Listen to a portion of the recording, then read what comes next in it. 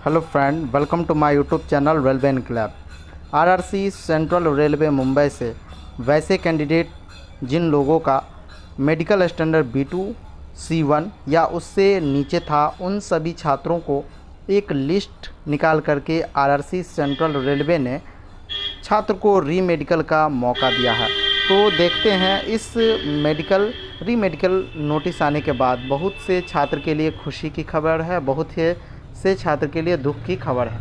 वैसे छात्र जो अपने इस मेडिकल स्टैंडर्ड से नाखुश थे, उन सभी छात्र को री मेडिकल का मौका मिला है। तो वैसे छात्र जहां दूसरी ओर सेकेंड DV का इंतज़ार कर रहे थे, उन सभी छात्रों के लिए एक नई उम्मीद जगी है। तो आइए देखते हैं, इस वीडियो में बहुत से टॉपिक पे हम लोग बात करने वाले हैं। अगर आप लोग इस चैनल पर नए हैं तो अपने इस यूट्यूब चैनल को सब्सक्राइब कर लें, ताकि इसी प्रकार की लेटेस्ट और ऑथेंटिक जानकारी आपको सबसे पहले प्राप्त की जा सके।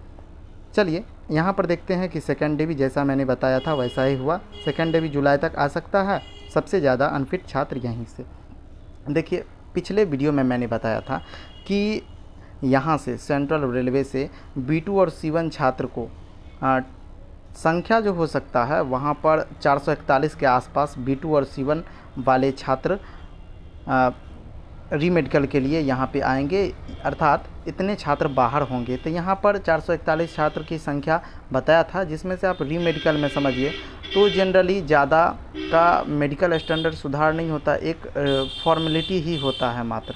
ऐसा समझिए, अगर इतना लोगों में अगर 100 छात्र को भी मेडिकल स्टैंडर्ड अपर मिल जाता है, तो भी यहाँ पे आप समझिए कि लगभग 350 के आसपास छात्र यहाँ से सीट बचेंगे।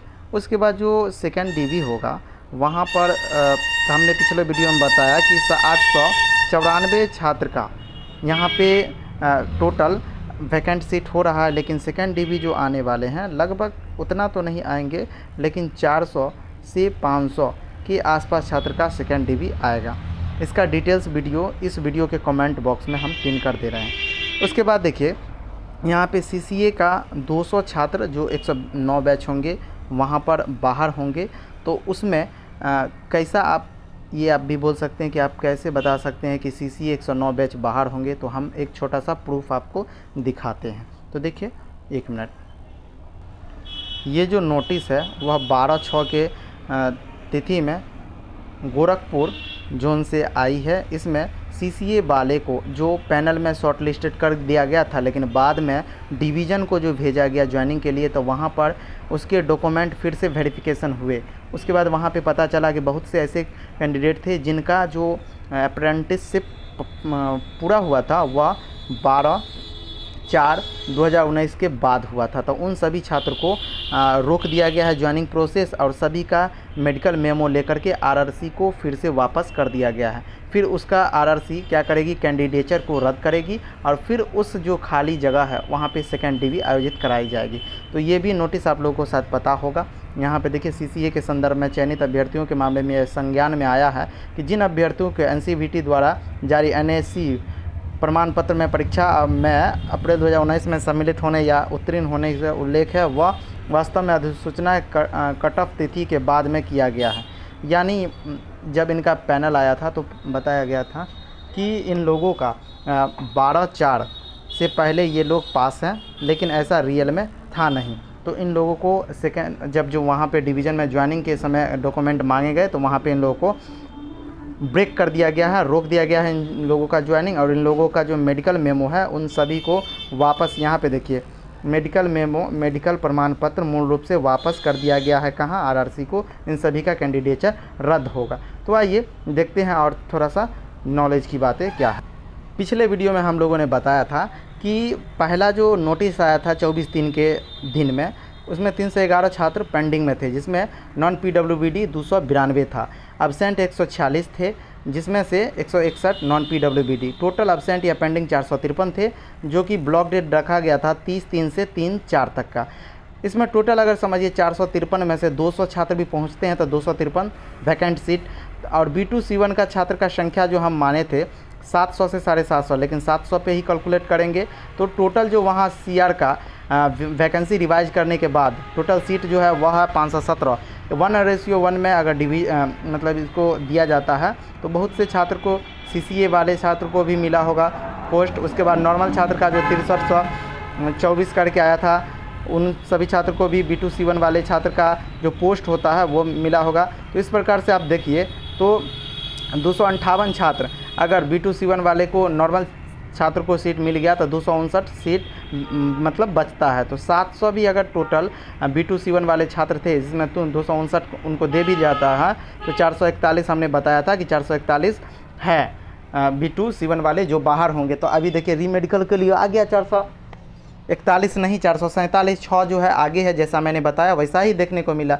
उसके बाद फिर से 200 CCA वाले को बाहर होगा। तो इस प्रकार से टोटल आप देखिए कि 894 छात्र का सीट वैकेंट है, लेकिन इतना नहीं आएगा। हमने जैसा बताया 400 से 500 सीट आएंगे। और यहाँ पे देखिए आप कि कैटेगरी वाइज ये जो 447 छात्र हैं इसमें कैटेगरी वाइज कितने कौन से कैटेगरी से छात्र आते हैं। यहाँ पे आप लोग देखिए UR से 29 छात्र को मेडिकली या लो मेडिकल स्टैंडर्ड दिया गया है। OBC के 234, SC के 79, ST के 39, EWS के 64 और टोटल 447 छात्र हैं। तो देखिए अगर जो है सेकेंड डिवी आएंगे तो कब और कितने मार्क्स लो होंगे।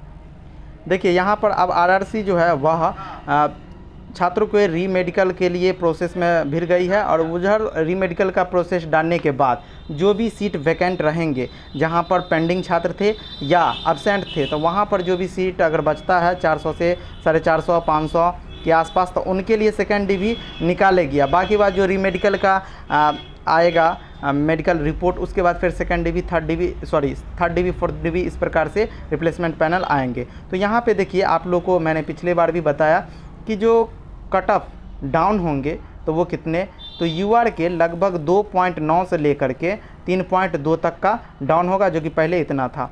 OBC का 1 से 1.3 तक डाउन हो सकते हैं, ST का 0.4 और ST का 0.25 पहले इतना था। EWS का 2.5 नंबर तक कम होंगे।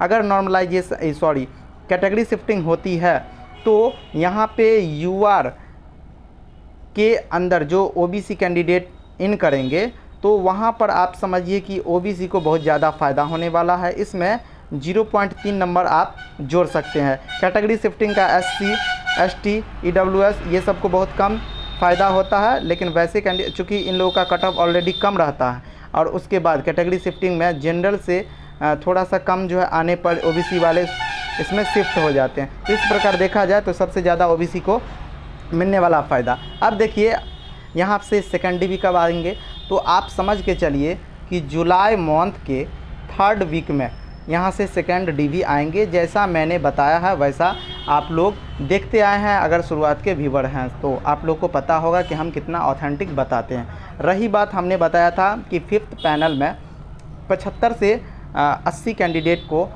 इंक्लूड किया जाएगा। तो हम आपको बता देना चाहते हैं कि वैसे कैंडिडेट जिनका हाई मार्क्स था B2 और C1 मेडिकल स्टैंडर्ड के साथ तो उन लोगों को 5th पैनल में 75 से 80 कैंडिडेट को ज़रूर उसमें शामिल किया जाएगा। लेकिन हम आपसे ये इस बात का माफ़ी मांगना चाहते हैं कि हमने ये बात का क्लैरिफिकेशन RRC ऑफिस से नहीं ले पाया कि वो CCAA कैंडिडेट होंगे, CCAA वाले होंगे या नॉर्मल होंगे जो B2 और C1 मेडिकल स्टैंडर्ड को प्राप्त किए हैं। उन सभी का हमें बताया गया था कि 75 से 80 कैंडिडेट का और भी आएगा। तो इसके बावजूद भी अगर कोई क्वेश्चन होंगे तो आप इस वीडियो के कमेंट बॉक्स में पूछ सकते हैं। बाकी बात इस वीडियो में बने रहने के लिए आप